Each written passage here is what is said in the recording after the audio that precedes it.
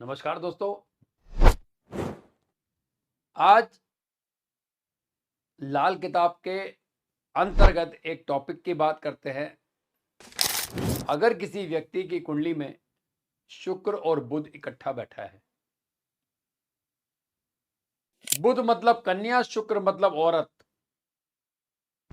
जब एक कन्या औरत बनती है तो बुध का शुक्र के साथ समावेश होना बहुत जरूरी है। कहते हैं लाल किताब के अंदर ना बुध शुक्र के बिना पागल हो जाता है। बुध शुक्र के बिना पागल हो जाता है।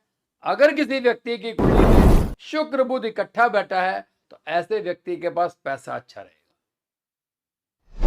ऐसे व्यक्ति के पास पैसा अच्छा रहेगा। शादी के बाद, क्योंकि वो कन्या जिसकी शादी हो रही है वो शुक्र में कन्वर्ट होगी, तो शादी के बाद कुंडली वाले की लाइफ में ग्रोथ आ जाएगी, तरक्की आ जाएगी। मगर दोस्तों लाल किताब में शुक्र बुध के मिलने से एक नकली ग्रह का निर्माण होता है। इसका मतलब शुक्र बुध के मिलने से एक ग्रह का निर्माण होता है जिसको हम कहते हैं सूर्य। मतलब सूर्य के अंदर दो ग्रहों का समावेश है, शुक्र और बुध। तो इसका मतलब शुक्र बुध अगर किसी व्यक्ति की कुंडली में इकट्ठा बैठा है तो ऐसे व्यक्ति को क्या चाहिए? किसी की गारंटी नहीं लेनी। अगर ये व्यक्ति किसी की गारंटी लेता है तो उसके जीवन में बहुत बड़ा भूकंप आएगा। तो इस व्यक्ति को गारंटी नहीं लेनी है। और अगर शुक्र बुध बंद मुट्ठी के बाहर हैं, मतलब 1, 4, 7, 10 से बाहर हैं, तो ऐसे व्यक्ति को सरकारी काम में हाथ डालना चाहिए। पासपोर्ट एजेंट बन जाए, LIC का एजेंट बन जाए, ठेकेदार बन जाए, सरकारी महकमे में सप्लाई कर ले, सरकारी महकमे के साथ मिलकर काम करे।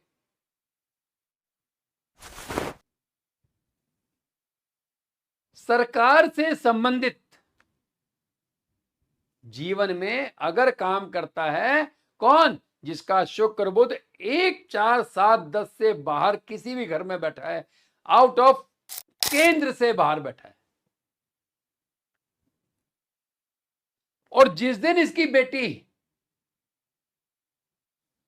शुक्र के बनने के कगार पे आएगी, मतलब कि जिस दिन शुक्र बुध जिसकी कुंडली में इकट्ठा बैठा है, उसकी बेटी को जब महावारी आएगी या वो एक कन्या से एक शादी के रूप में कन्वर्ट होने की एज में आएगी, तो इस कुंडली वाले की और जीवन में तरक्की शुरू हो जाएगी। बस हमें इतना ध्यान रखना है, शुक्र बुध अगर किसी व्यक्ति की कुंडली में मिल रहा है तो उसकी लड़की का जन्म या तो मंगलवार का हो या बुधवार का हो, तो जीवन में ग्रोथ रेशियो और बढ़ जाएगा। किसी भी वार का हो, ग्रोथ तो मिलेगी, मगर ग्रोथ रेशियो बढ़ने का सबसे बड़ा रीजन है इस व्यक्ति के घर में कन्या का जन्म या तो मंगलवार या बुधवार का, क्योंकि बुध शुक्र के बिना पागल है। और बुध शुक्र से कब मिलने जाएगा? जब मंगल बीच में आएगा। तो जैसे ही मंगल आएगा, शुक्र अपना काम एक्टिवेट कर देगा। तो बुध शुक्र में अगर किसी का है तो उस व्यक्ति को अपनी वाइफ की डिलीवरी मंगलवार या बुधवार को करानी चाहिए। हो सकता है कुदरत ने उसके घर में कन्या लिखी हो, देवी लिखी हो, बिटिया लिखी हो। और अगर ये सरकारी काम में हाथ डाल दे तो जीवन में ग्रोथ रेशियो इतना होगा कि दोस्तों अपनी मन की तसल्ली पूरी कर ले। और सरकारी कनेक्शन बना ले फिर तो अति उत्तम है, फिर तो अति उत्तम है जी। अगर किसी व्यक्ति का बुध शुक्र पहले घर में बैठा है तो कहता है राज दरबार से फायदा, राज दरबार से फायदा। मगर यहां पे समझने की बात यह है दोस्तों कि शुक्र यहां खराब है। राज दरबार से फायदा तो मिलेगा, सरकारी नौकरी भी मिल सकती है, मल्टीनेशनल कंपनी में टॉप लेवल पे भी जा सकता है, मगर यहां पर शुक्र खराब है। तो ऐसे व्यक्ति को चाहिए पराई औरतों से पंगा ना ले। पराई क्या, खुद की औरत से भी पंगा नहीं लेना, क्योंकि इसकी नौकरी अगर जाएगी तो किसी औरत की वजह से ही जाएगी। इसके जीवन में भूकंप आएगा तो किसी औरत की वजह से ही आएगा। तो बुध शुक्र अगर कुंडली के पहले घर में बैठा है तो ऐसा व्यक्ति भी सरकार में जा सकता है, मगर किसी औरत से, अगर किसी लड़की की कुंडली है तो, किसी महिला की कुंडली है तो किसी पुरुष से इसको पंगा नहीं लेना है। शुक्र बुध अगर किसी का कुंडली के दूसरे भाव में बैठा है, यहां भी सूर्य का निर्माण हो गया, तो अब तो इसको खास तौर से जमीन से संबंधित विवाद में नहीं पड़ना, और पराई औरत या पराए मर्द के चक्कर में तो कतई नहीं जाना है, क्योंकि शुक्र का ये खुद का घर है। और कहते हैं अपनी कलम की मदद से राज्य सरकार में उच्च पद प्राप्त करता है। तो शुक्र बुध अगर किसी का दूसरे घर में है तो औरत की इज्जत करे, जमीन के लफड़े में ना पड़े, और अपनी कलम की मदद से राज्य सरकार में उच्च पद, मतलब कि अच्छा पैसा, अच्छे पद पे जा सकता है। आज सरकारी नौकरी नहीं है, किसी मल्टीनेशनल कंपनी में इंजीनियर हो सकता है, कॉर्पोरेट लीडर हो सकता है, किसी कंपनी का सीईओ हो सकता है। तो बुध शुक्र अगर किसी व्यक्ति की कुंडली में इकट्ठा है तो उसे मंगल की मदद लेनी है, कन्याओं को मीठी बर्फी, खोए की बर्फी खिलानी है। कन्याओं को खोए की बर्फी खिलाता रहा तो बहुत बढ़िया। अगर शुक्र बुध किसी का तीसरे घर में बैठा है तो यहां बुध खराब है। बुध यहां से बैठकर शुक्र को खराब करेगा। तो कहता है गृहस्थी के मामले में तो कुंडली उड़ गई। कहता है सौतेली माता के अलावा, सौतेली माता के अलावा चंद्र की सारी चीजों का फल अच्छा होगा।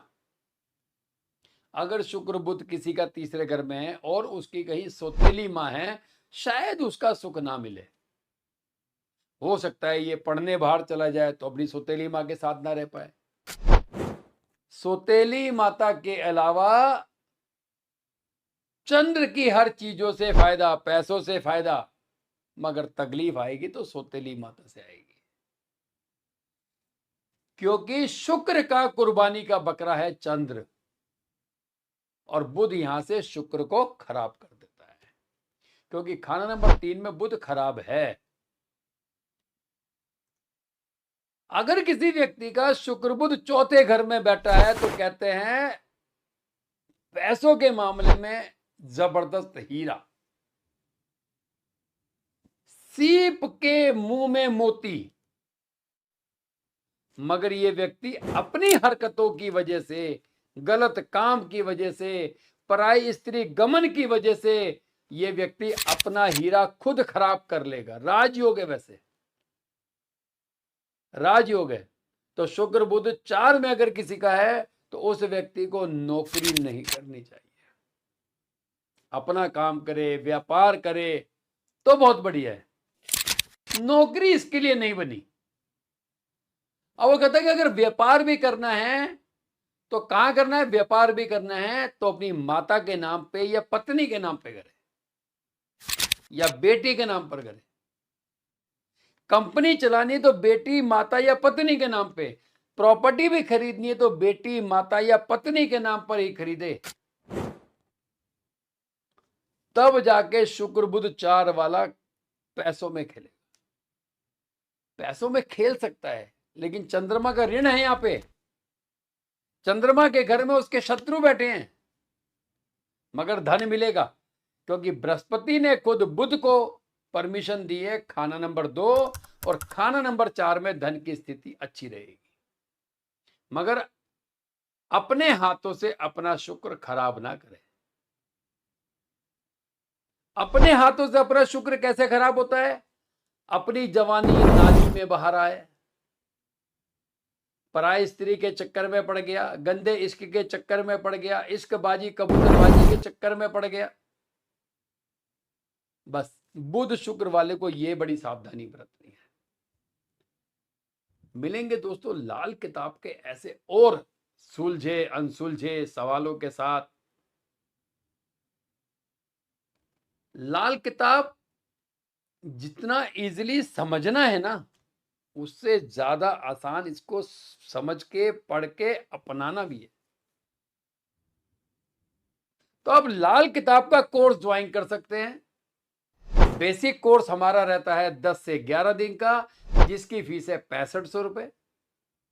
2 बुक हम कंप्लीमेंट्री देते हैं, एक हमारी अपनी खुद की है, दूसरी मार्केट की बुक है। पंडित वेडी माधव गोस्वामी जी के द्वारा उपाय की एक बुक है लाल डायरी, वो मैं उनको समर्पित करता हूं, वो डायरी में देता हूं अपनी क्लास के अंदर। पहले बेसिक तो करें, पहले हम ये तो देख लें कि बेसिक में 6500 रुपए खर्च करके जिस व्यक्ति से हम लाल किताब पढ़ने जा रहे हैं, क्या उस व्यक्ति के अंदर इतनी कैपेसिटी है, वो इतना कैपेबल है कि वो हमारे को एडवांस के 70 दिन तक पढ़ा सकता है।